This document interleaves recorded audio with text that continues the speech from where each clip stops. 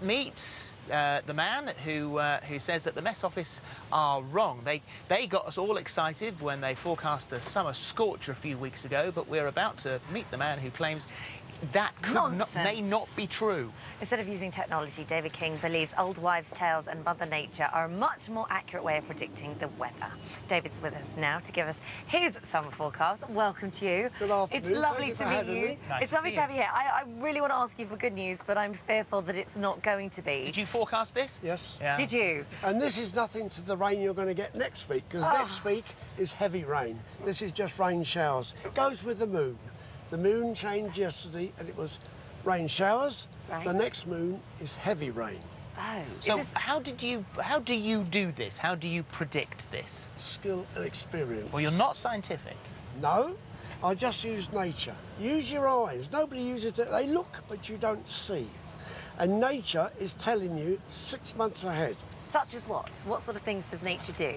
Well, easily. I'll give you a very easy one, because I'm working 6 months ahead. OK. On Christmas Day, if the farmer looks out of his kitchen window through the orchard and sees the sun, good grain harvest, good fruit harvest. Oh. Last Christmas, we'll leave that one. The 2 Christmases before, we had beautiful Christmas days, and we've had 2 fantastic fruit harvests, fantastic grain harvests. But this year, we had the storms at Christmas. Yes. And the result is that we've got a poor fruit harvest, no hay harvest, and a poor grain harvest. Now, that was 6 months ago, and you can now see the results. There's no hay out there. Right. In the southeast. There's no flowers there. There's no insects. Birds? Because birds give telltale signs. The birds have arrived. The swallow, the martin. Oh, they're here. Oh, look at those. They have arrived too. Look at that. Yes, the swallows, the martins and swift arrived about early May, but there were no insects. So I've had to fly around and look, and they haven't started. The martins in particular use the mud from the riverbank to build their mud nests. Yes. Well, they won't build the nests if there's no food.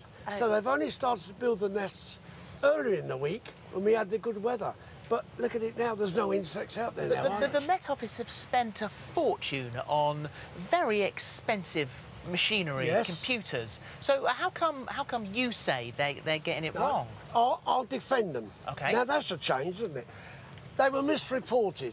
I've got their blog out, and their blog said there's a 25%, which is 1 in 4. So you don't even go down to the betting office for a 1 in 4, do you?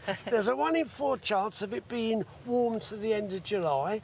And then the next thing was, it could get to 33, which was interpreted by some journalists who didn't read it properly as a scorching hot summer of 33. They never said that. They never said that. OK. So what will it do? I mean, how... So let's go through June. What's going to happen for the rest of June? We're going to carry on through the rain for the rest of June. Woohoo! July? First 2 weeks of July, like that. But starting the 13th or the 14th, Bastille Day, we've got 2 weeks in July, beautiful, dry, hot, not particularly barbecue weather, but hot, dry, calm days into the first week of August. And what's told you that? Is that the hay harvest and the fruit harvest? That's the hay harvest, yes, before? because nature has got to get the grain in. And so you get the grain in last week of July, which is why we're getting the rain now to bring it along, because we've had no water the last month. What about August?